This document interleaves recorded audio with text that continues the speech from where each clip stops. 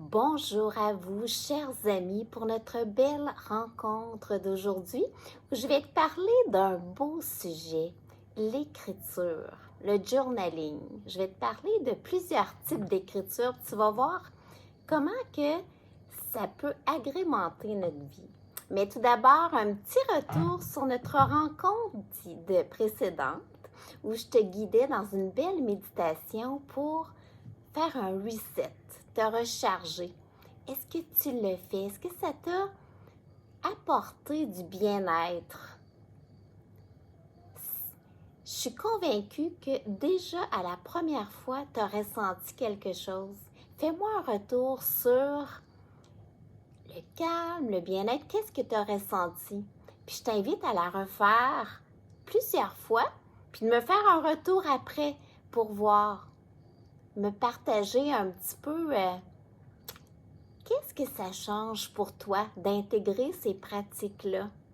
N'hésite pas à partager parce que je pense que la méditation, c'est un sujet qu'il faut démystifier. Les gens pensent que c'est compliqué. Alors, plus que vous allez avoir de sortes différentes, d'outils différents pour appliquer la méditation, et bien plus que ça va démocratiser cet art millénaire qui est tellement à la portée de tous, puis qui change, qui améliore tous les aspects de notre vie. Je suis vraiment convaincue, hein? Mais aujourd'hui, je reviens à mon sujet, l'écriture. Est-ce que c'est une pratique que tu fais? Moi, c'est une pratique que je fais de façon quotidienne.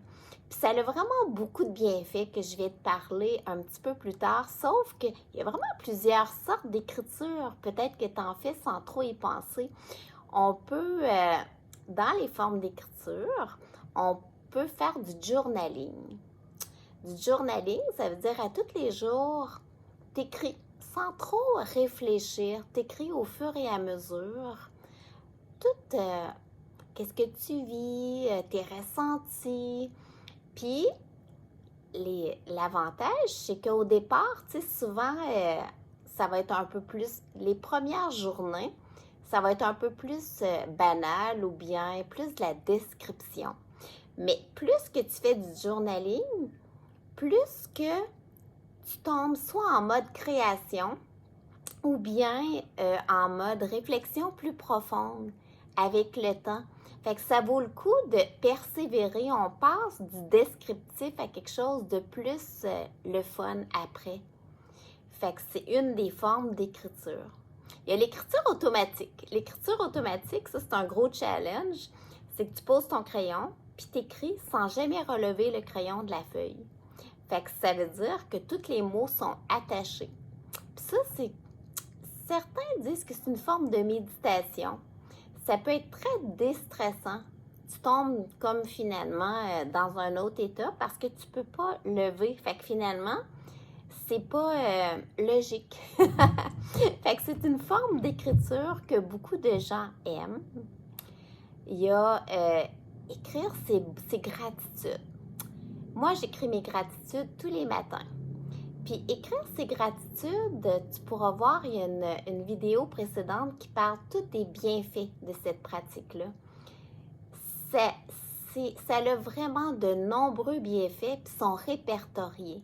Ça a été prouvé que ça augmente un peu ta capacité à ressentir le bonheur parce que les petites choses acquises deviennent plus acquises. On prend conscience finalement que on a beaucoup de beauté en nous, autour de nous. Fait que ça nous sort un peu de notre train-train quotidien où des fois les soucis prennent le dessus. Fait que c'est une belle forme d'écriture. Il y a écrire ses rêves. Écrire ses rêves, ça aussi, c'est un outil que, un peu comme le journaling, qui gagne à être fait plusieurs journées de fil. On conseille de mettre le cahier d'écriture juste à côté de ton lit. Fait que ça veut dire que avant même d'ouvrir les yeux, t'écris tes rêves. Pourquoi avant d'ouvrir les yeux? c'est que au moment où tu ouvres les yeux, tu as des stimuli qui viennent, tu vas déjà oublier des choses. Alors, c'est un beau défi, là, écrire les yeux fermés, mais c'est pas grave, c'est pas une affaire, il faut que ça soit beau et tout ça. Mais savais-tu que des très grandes inventions ont été découvertes pendant des rêves? Il y a des grands inventeurs qui ont eu les idées, même un qui me vient à l'idée, c'est Paul McCartney. La chanson Yesterday, eh bien, imagine qu'elle est venue dans un rêve. Fait que c'est le fun parce que les rêves, on s'en aperçoit pas, puis on les oublie. Puis ça, c'est normal. Alors que c'est un très grand outil parce que dans tes rêves, c'est comme si tu viens processer à tes apprentissages. Fait que ça te permet de, si, admettons, tu portes attention à tes rêves, à plus assimiler tes apprentissages. Fait que ça, c'est un des bienfaits. Dans les rêves, on a plein d'idées créatives. Fait que ça peut te mettre en connexion avec ta créativité. Fait que ça a vraiment des belles vertus. C'est important si tu choisis cet outil-là, tu sais, comme de te minder au départ, d'émettre l'intention. Ce soir, je me souviens de mes rêves. Cette nuit, je me souviens de mes rêves. Déjà, émettre l'intention. Puis, refais-le. À un moment donné, tu vas te croire. C'est normal au début, fais-toi-en pas. C'est tout à fait normal d'être plus objectif, tu sais. Mais dis-le, j'émets l'intention maintenant, je me souviens de mes rêves. Puis, tu le pratiques. C'est de l'entraînement. C'est pas grave, c'est normal pour tout entraînement, là. On n'est pas bon au début. Ça veut dire, ça, qu'est-ce que ça veut dire, on n'est pas bon? Tu te souviendras pas de grand-chose. C'est pas grave. Il y a à un moment donné, tu vas te souvenir de quelque chose. Puis là, ça va être une victoire. Puis, c'est un outil qui apporte vraiment beaucoup. Fait que c'est une des formes d'écriture. L'autobiographie. Écoute, moi, imagine-toi que je me suis départie de tous mes biens matériels il y a quelques années. Ça veut dire que je me suis dit, j'ai pas grand bien matériel à léguer à mes enfants finalement. Fait que je me suis dit, tiens, je vais écrire mon autobiographie. Je vais écrire toute ma vie.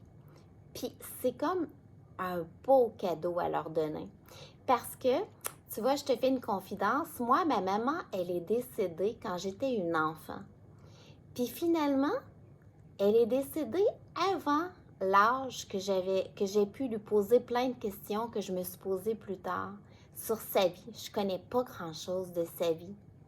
Tout ce que j'ai connu, c'est qu'à un moment donné, elle avait écrit dans un journal qu'elle souhaitait être professeure puis avoir 2 enfants. Imagine, elle a dû quitter l'école très jeune, elle a eu 11 enfants. Quand j'ai vu ça, je me suis dit, mon Dieu, finalement, qu'est-ce qu'elle a écrit quand elle était jeune? Il n'y a rien de ça qui s'est produit. Fait que ça m'a manqué de ne pas pouvoir la questionner, de ne pas avoir plus de détails sur sa vie de femme parce que j'avais juste connu la maman. C'était un peu mon point de départ quand j'ai commencé mon autobiographie. Mais imagine qu'en écrivant mon autobiographie, je me suis aperçue que je me suis souvenue de plein de détails que je pensais avoir oubliés. Fait que je suis partie très jeune, puis ça a été renversant. Ça l'a impacté beaucoup ma vie. Puis je me suis dit, oh mon Dieu, j'ai vécu ça. Oh mon Dieu, j'ai vécu ça. Puis ça m'a même permis des choses plus difficiles que j'ai vécues de après. Moi, je suis convaincue que quand on vit des choses difficiles, si on n'a pas la capacité de les gérer à ce moment-là, ce gros stress-là, il est logé à quelque part de nous et ça gruge de l'énergie pour rien. Ça peut même entraîner des maladies. Fait que en écrivant ma biographie, j'ai pris toutes les choses qui ont été difficiles, que j'ai pris conscience, que j'ai vécues, Puis après ça, j'ai utilisé l'outil extraordinaire de la respiration pour permettre de simplement déloger cette énergie-là qui avait dû être imprimée à l'intérieur, là, parce que des fois, c'était des choses plus difficiles, puis de me sentir allégée, puis je me suis vraiment sentie plus pleine d'énergie. Fait que ça a vraiment été impactant pour moi d'écrire mon autobiographie. Mais c'est ça, tu vas peut-être faire des belles découvertes. Et quel beau cadeau pour toi! Ça te fait voir, ça te fait revivre, ça te remémore des choses extraordinaires que tu as vécues. Tu n'as pas juste vécu des mauvaises choses. Et quel beau cadeau à léguer à tes proches. Même de ton vivant, ça peut être très le fun à un moment donné que tu puisses partager les parties que tu as le goût à des gens que tu aimes. Fait que c'est vraiment une belle forme d'écriture. Puis je suis convaincue qu'il y a d'autres sortes d'écriture. Là, je t'en énumère quelques-uns pour que peut-être tu te dises « Ah, regardons ça, j'avais pas vu ça. » Maintenant, je te parle des bienfaits que ça va t'apporter. Premièrement, ça vient nourrir l'espoir. Puis ça, c'est très, très, très important parce que l'espoir, parce que tu vas t'apercevoir en écrivant qu'il se passe des belles choses. Ça l'aide à bâtir la confiance quand on a de l'espoir, parce que c'est comme si on voit la lumière au bout du tunnel. Fait que dans les périodes plus difficiles, eh bien, avoir l'habitude d'écrire, ça te permet vraiment qu'il y ait quelque chose, une lumière dans une journée plus difficile. L'écriture, ça permet d'éclaircir l'esprit, éclaircir les idées. Fait que ça fait du bien parce qu'en éclaircissant ton esprit, ça va augmenter ta concentration. Si tu augmentes ta concentration, ça augmente ta capacité d'apprentissage. Fait que c'est très, très, très positif.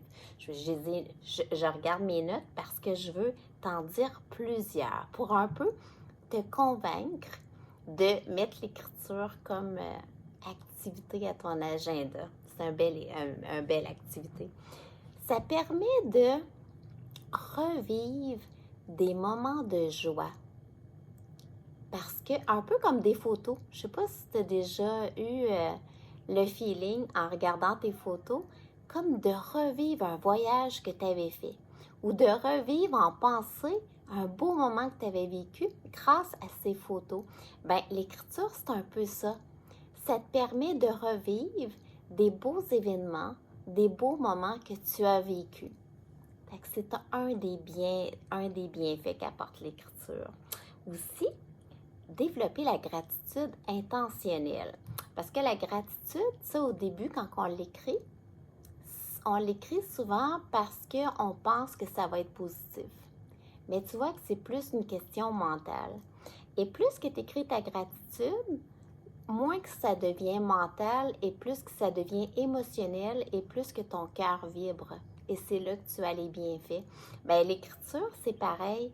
Le fait d'écrire puis de t'apercevoir qu'il y a eu quelque chose de positif ou que ça t'emmène quelque chose, un sentiment positif, ça vient nourrir ton feeling de gratitude qui est une des énergies les plus hautes. C'est très, très, très positif d'être dans la gratitude. Ensuite, ça permet de pouvoir gérer tes émotions. Parce que, à force d'écrire, eh bien, tu vas écrire des événements que tu as vécus, même des choses qui ont été difficiles. Puis, sur le coup, ça a été difficile. Puis le fait de les écrire, ça va te permettre de comme mettre un espace par rapport à ce que tu as vécu hier, mettons. Puis, cet espace-là va te permettre de mieux recevoir quel message qu'avait cette émotion-là. Ça va te permettre des fois de revoir sous un nouvel angle ce que tu as vécu à un moment donné. Fait que c'est vraiment, vraiment bon pour aider à la gestion des émotions. Puis peut-être même changer ta perspective sur qu'est-ce que tu as vécu, que sur le coup, peut-être tu as réagi avec grosse émotion. Fait que c'est un des très, très grands bienfaits. Je trouve que ce bienfait-là, ça se rapproche un peu de ce qu'on ressent quand on fait de la méditation. Cet espace-là de pouvoir porter une nouvelle perspective sur notre vie, sur qu'est-ce qu'on vit. Fait que l'écriture, c'est très bien pour ça. Permet d'assimiler encore plus des choses que tu as appris. Parce qu'en écrivant, tu vas finalement comme voir des détails. Tu vas écrire des détails que tu n'avais pas porté attention. Fait que ça permet d'assimiler plus les événements que tu as vécus ou bien même d'assimiler encore plus des apprentissages. Tu remarqueras des fois, là, quand on lit un livre pour une deuxième fois, on voit des choses, on remarque des choses qu'on n'avait pas remarquées à la première lecture. Bien, c'est un peu ça que ça fait l'écriture. Ça te permet comme ta deuxième lecture de qu'est-ce que tu as vécu. Fait que c'est très, très, très positif. Et ensuite, j'avais noté aussi garder une trace de ta vie. Ça revient avec mon autobiographie. C'est un legs soit pour toi. Imagine que tu es rendu plus vieux puis que tu relis des choses. Ça va te faire sourire. Tu vas te dire, oh mon Dieu. Moi, je vais te dire, là, je suis pas encore super vieille. Là, j'ai juste 56 ans. Puis en relisant mes choses, là, je me dis, oh mon Dieu, j'en ai-tu vécu des choses? Il m'est arrivé des anecdotes, c'est fou. Moi, il m'arrive beaucoup d'anecdotes, le fait que je suis aventurière un peu. Fait que ça te permet de faire un leg à toi, mais un leg aussi aux gens que tu aimes. Fait que c'est vraiment quelque chose de très beau. Là, j'ai juste un petit peu survolé le sujet. Mais est-ce que ça a piqué ta curiosité? Est-ce que ça te donne le goût d'essayer une forme d'écriture? Si oui, fais-moi un retour sur quel type d'écriture que tu essaies ou que tu fais déjà ou que tu aimes déjà ou que tu apprends à aimer. Fais-moi un retour là-dessus et partage à tes connaissances. Je pense que c'est le fun. Ça fait du bien de voir des vidéos qui sont positives. Fait que c'est très, très, très positif. Fait que partage à tes amis. C'est juste, on se fait comme une chaîne de bien-être. C'était mon sujet d'aujourd'hui. Dans la prochaine rencontre, je vais te parler de connecter dans tous les aspects de ta vie. C'est tellement un sujet passionnant. C'est un rendez-vous. Fait que sur ce, je te souhaite la plus merveilleuse des journées. Je te souhaite de faire un petit moment d'écriture dans ta journée et de savourer ta vie, d'être le créateur et l'acteur de ta vie de rêve parce que ta vie, elle est entre tes mains. Elle est ici et maintenant. C'est ta vie. Sur ce, gros plaisir d'être avec toi. De mon cœur à ton cœur, Thérèse Ferland, passionnée de la vie et des beaux humains.